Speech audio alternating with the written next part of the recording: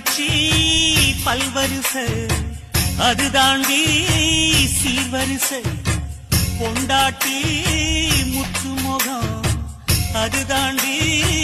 சொத்து சொகம் உன்னோட உறவாட நான் சென்மா எடுத்தேன் துணி போட்டு மறைக்காம நான் எல்லாம் கொடுத்தேன்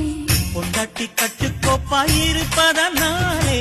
நரம்பு துடிக்குது நரச்ச பின்னாலே தங்கம் என்று